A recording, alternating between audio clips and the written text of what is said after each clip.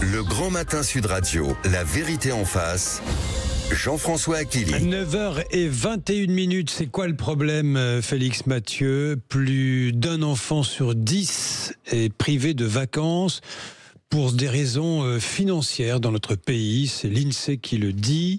La précarité, nous approchons de Noël, des familles avec enfants est repartie à la hausse depuis 3 ans. Oui, après une décennie de baisse, la pauvreté des familles repart à la hausse, effectivement, notamment depuis la crise de l'inflation.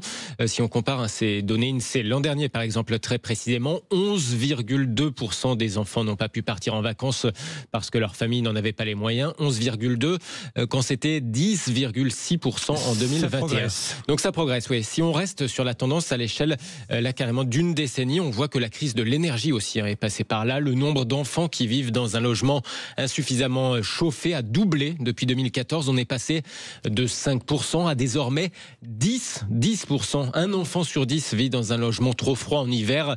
Autre enseignement de cette étude INSEE, si on prend, tenez, une école avec une centaine d'enfants dedans, imaginez, eh bien vous avez 3 enfants sur 100 qui n'ont qu'une seule paire de chaussures et même 2 à 3 enfants sur 100 qui ont des carences alimentaires, pas assez de viande ou de poisson ou de fruits et légumes selon les cas. Et c'est de pire en pire, Félix. Oui, si on prend 3 des 15 critères définis par l'INSEE, les vacances, le chauffage, les jouets, le nombre de chambres dans l'appartement, etc., eh bien, on est à environ 1 million d'enfants en France qui vivent dans une famille en situation de manque matériel, nous dit l'INSEE.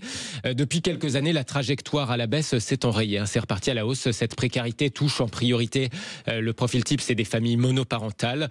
Un seul parent, souvent une mère seule, des familles qui, dans l'écrasante majorité des cas, ne sont pas propriétaires de leur logement. Notez que l'INSEE nous montre aussi que les adultes se sacrifient pour leurs enfants, souvent quand ils le peuvent. Un adulte sur 5 ne part pas en vacances, contre un enfant sur 10. Autrement dit, il y a la moitié des adultes qui n'ont pas les moyens de partir en vacances, qui vont faire l'effort financier pour parvenir malgré tout à offrir ce dépaysement à leurs enfants. Oui, voilà pour le constat. Bonjour à vous, Jean Stelitano. Bonjour. Vous êtes secrétaire national du Secours populaire. Jean Stelitano, cet accès aux vacances, c'est l'un des grands combats du Secours populaire, important pour nos enfants, d'aller s'aérer, de sortir du cadre habituel. Essentiel. On parle beaucoup de santé mentale, et s'il y a bien quelque chose qui apporte des effets positifs à la santé mentale, c'est bien les vacances, la possibilité de faire un break dans son quotidien. D'autant plus quand le quotidien est difficile, quand on voit des parents stressés, une maman stressée ou qui a des horaires de travail décalés. Et donc effectivement, les vacances pour nous c'est aussi essentiel que de s'habiller, que de manger, parce que ça contribue au bien-être des personnes et ça leur permet aussi de continuer à supporter leur quotidien. Et donc pour nous c'est essentiel de pouvoir aider les familles à partir en vacances et plus précisément les enfants. Et vous avez raison, Jean Stelitano, parce que quand on regarde aujourd'hui les vacances entre la Toussaint, Noël, février, Pâques, ce sont 15 jours voire plus, des tunnels pour de nombreux parents qui n'ont pas les moyens d'offrir des vacances à leurs enfants et du coup des enfants livrés à eux-mêmes. Et ça c'est un vrai problème sociétal. Tout à fait, les 4 murs de la chambre. Ou le hall d'entrée de l'immeuble, voilà, c'est le seul horizon. L'écran du téléphone. Oui, bien sûr. Oui. Tout à fait. Et ce qui est aussi c'est une fracture sociale aussi, c'est-à-dire que quand on revient de vacances, quand tout le monde revient des vacances de Noël, début janvier, qu'est-ce que t'as fait ? Moi je suis allé au ski ou je suis allé chez les grands-parents. Et celui qui est resté à la maison, moi j'ai rien à dire.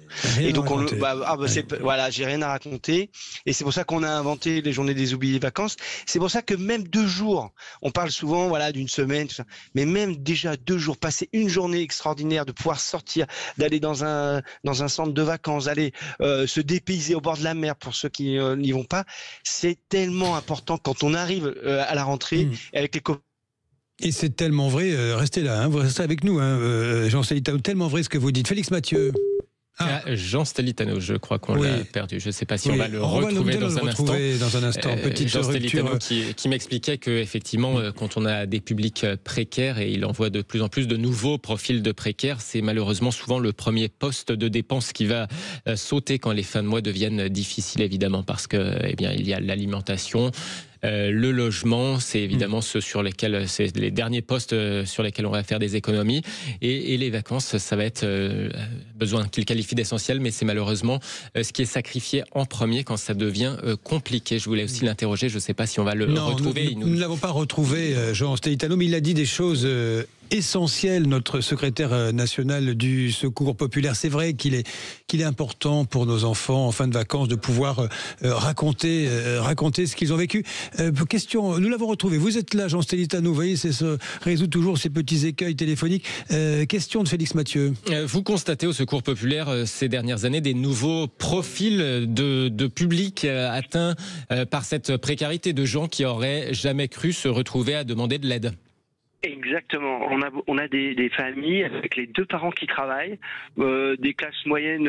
Alors on appelle ça inférieur par le montant des revenus, mais des gens qui ne seraient jamais, se seraient jamais dit, on va aller au Secours populaire, au Resto du Cœur. Non, un incident de la vie, un problème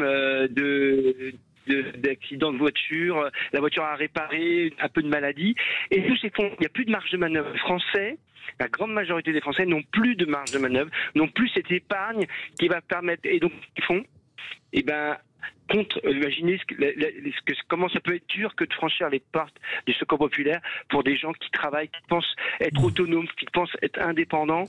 De moment donné, d'être obligé de se dire, il faut que j'aille au Secours populaire parce que sinon je vais pas arriver à payer le loyer, je vais pas arriver à remplir le frigo, et encore moins. Alors imaginez bien pour les vacances que c'est vraiment l'arbitrage ultime, c'est qu'on voilà, on va payer le loyer, on va payer la note d'électricité et puis le chauffage, et puis mon chéri, tu partiras pas en colo, tu partiras pas en vacances. Malheureusement, la variable d'ajustement habituelle dans cette histoire. Merci beaucoup, Jean Stelitano, pour votre regard plein d'humanité, et c'est très important ce que vous soulignez ce matin. Merci Félix Mathieu. Avec plaisir. En espérant que nos enfants puissent tous partir au moins un jour ou deux en vacances à Noël, c'est la moindre des choses. Allez, 9h28 sur l'antenne de Sud Radio.